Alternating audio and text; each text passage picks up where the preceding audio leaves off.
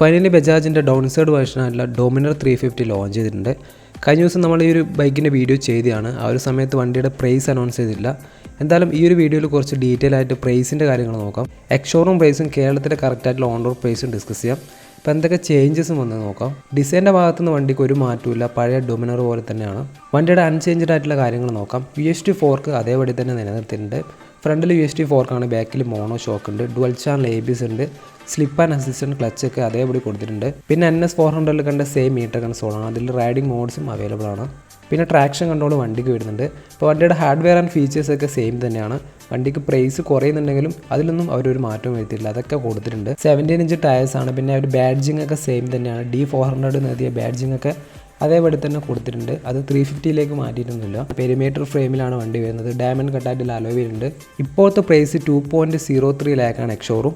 അപ്പോൾ നല്ല രീതിക്ക് വണ്ടിക്ക് പ്രൈസ് കുറച്ചിട്ടുണ്ട്. ഏകദേശം 37,000 രൂപയോളമാണ് വണ്ടിക്ക് പ്രൈസ് ഡ്രോപ്പ് വന്നിട്ടുള്ളത്. ഈ ഒരു പ്രൈസ് റേഞ്ചിൽ വണ്ടി കറക്റ്റ് വാല്യൂ ഫോർ മണി തന്നെയാണ്. 350cc കാറ്റഗറിയിലാണെങ്കിലും വണ്ടിയുടെ എഞ്ചിൻ ഔട്ട്പുട്ടൊക്കെ സ്ട്രോങ് തന്നെയാണ്.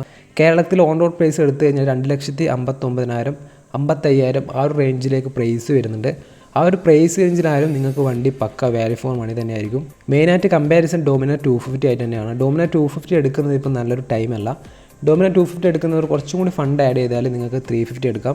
ഡോമിനർ 250ൻ്റെ സെയിൽസിനെ നല്ല രീതിക്ക് ബാധിക്കാൻ ചാൻസ് ഉണ്ട്.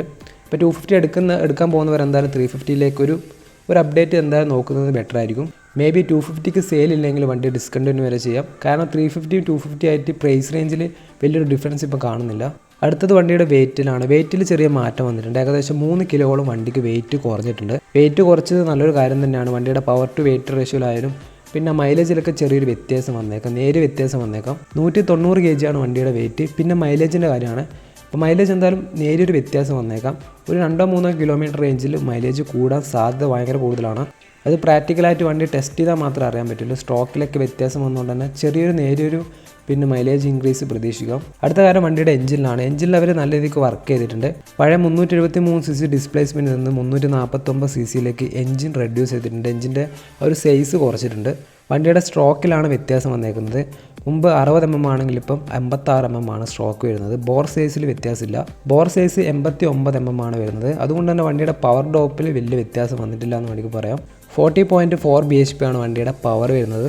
ശരിക്കും ഞാൻ BHPയിൽ വലിയ വ്യത്യാസമില്ല. 0.6 bhp കൂടിയിട്ടാണുള്ളത് ചെറിയ രീതിക്ക്. ടോർക്കിലാണ് വണ്ടിക്ക് നല്ല രീതിക്ക് വ്യത്യാസം വന്നിട്ടുള്ളത്. 33.2 Nm ആണ് ടോർക്ക്. 7500 RPMലാണ് ജനറേറ്റ് ചെയ്യുന്നത്.